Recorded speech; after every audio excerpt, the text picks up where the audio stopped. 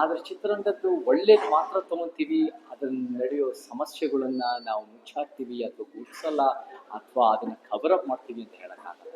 ಯಾವುದಾದ್ರೂ ಸಮಸ್ಯೆಗಳಾದರೆ ನಾವು 2018ರಲ್ಲಿ ಮೀಟು ಅನ್ನೋದು ಏನು ಒಂದು 75 ಅಥವಾ 80 ವರ್ಷಗಳಿಂದ ಲೈಂಗಿಕ ಕಿರುಕುಳ ನಡೀತಾ ಇತ್ತು, ಇವರೂ ಜೀವಂತವಾಗಿದೆ ಅಂತ ಅದರ ಬಗ್ಗೆ ದೊಡ್ಡ ಮಟ್ಟದ ಹೋರಾಟ ಮಾಡಿ ಅದನ್ನು ಮಾಡಿದ್ರು.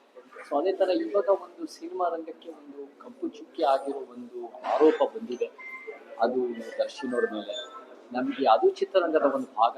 ಇದನ್ನು ನಾವು ಆತ್ಮಾವಲೋಕನ ಮಾಡ್ಕೋಬೇಕು. ಚಿತ್ರರಂಗ ನಾವು ಹೇಗೆ ಒಂದು ವೈಲೆನ್ಸ್ ಕಲ್ಚರ್ ಅನ್ನೋದು ಏನು ಸಿನಿಮಾಗಳು ತೋರಿಸ್ತಾ ಇದ್ದೀವಿ, ಆ ವೈಲೆನ್ಸ್ ಕಲ್ಚರ್ ಬಗ್ಗೆ ಸಮಾಜದ ಮೇಲೆ ಪರಿಣಾಮ ಅಷ್ಟೇ ಅಲ್ಲ, ಈ ಸಿನಿಮಾ ನಟರು ನಾವೆಲ್ಲ ಆ್ಯಕ್ಟಿಂಗ್ ಮಾಡಿದಾಗ ಅದು ಪರಿಣಾಮ ಬೀರುತ್ತೆ. ಯಾಕಂದ್ರೆ ನನಗಿನ್ನೂ ಆಗ್ತಾ ಇದೆ, ನಾನು ಮೈನಾ ಮಾಡಿದಾಗ ನನಗೆ ಇನ್ನೂ ಒಳ್ಳೆ ಮನುಷ್ಯನಾಗಬೇಕು ಅಂತ ನನಗನ್ನಿಸ್ತು. ಯಾಕಂದರೆ ಅಂಥ ಒಂದು ಉತ್ತಮ ಪಾತ್ರ ನನಗೆ ನಿರ್ದೇಶಕರು ನಿರ್ಮಾಪಕರು ಕೊಟ್ಟಿದ್ರು.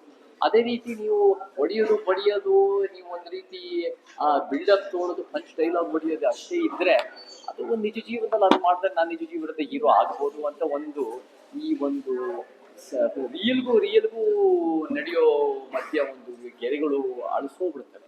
ಸೊ ಆ ನಿಟ್ಟಿನಲ್ಲಿ ಅದು ಒಂದು ಸಮಸ್ಯೆ ಆಗಿರ್ಬೋದು. ಏನೇ ಇದ್ರೂ ಇದು ಒಂದು ಆರೋಪ, ಇದು ಒಂದು ಅಪರಾಧ. ಆಮೇಲೆ ನನಗೂ ನೋವಾಗತ್ತೆ. ನಾನು ಜೈಲಿನಲ್ಲಿ 2 ಸರಿ ಹೋಗಿದ್ದೀನಿ ಹೋರಾಟಕ್ಕೆ, ಕಾನೂನು ಉಲ್ಲಂಘನೆ ಮಾಡಿ ಹೋರಾಟ ಜೈಲಿಗೆ ಹೋಗಿಲ್ಲ, ಅದು 2 ಸಲ ಹೋರಾಟಕ್ಕೆ ಜೈಲಿಗೆ ಹೋಗಿದ್ದೀನಿ. ಜೈಲು ಅದು ಒಂದು ಸುಲಭದ ಒಂದು ಸಂದರ್ಭಗಳಲ್ಲ. ಅದನ್ನು ನಾನು ಇನ್ನೂ 2ನೇ ಸಲ ಹೋದಾಗ 40 ಜನದ ಜೊತೆ ನಾನು ಜೈಲಲ್ಲಿ ಅಲ್ಲಿ ಸೇರ್ಕೋಬೇಕಾಗಿತ್ತು. ಅಲ್ಲಿರೋ ಊಟ ಬಾತ್ರೂಮ್ ಹೋಗೋದು, ಅಲ್ಲಿರೋ ಸ್ನಾನ ಮಾಡ್ಕೋದು ಎಷ್ಟು ಕಷ್ಟ ಆಗುತ್ತೆ.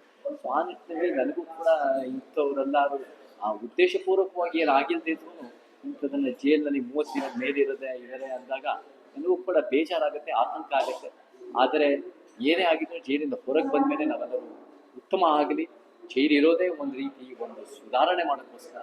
ನಮ್ಮದು ಪ್ಯೂರಿಟೇಟಿವ್ ಅನ್ನೋಕ್ಕಿಂತ ನಮ್ಮದು ರಿಹ್ಯಾಬಿಲಿಟೇಟಿವ್ ಅನ್ನೋ ಒಂದು ಆಲೋಚನೆ ಇದೆ. ಸೊ ದರ್ಶನ್ ಅವ್ರು ಹೊರಗೆ ಬಂದ ಮೇಲೆ ಅವರು ಹೇಗೆ ಶುರು ಮಾಡಿದ್ರು ಸಿನಿಮಾ ರಂಗನ ಒಂದು ಉತ್ತಮ ಕನಸನ್ನ ಇಟ್ಕೊಂಡು ಮಾಡಿದ್ರು, ಅದೇ ರೀತಿ ಮಾಡಿ ಒಂದು ಉತ್ತಮ ಸಿನಿಮಾಗಳು ಕೊಡಲಿ ಅಂತ ನಾನು ಆಶಿಸ್ತೇನೆ.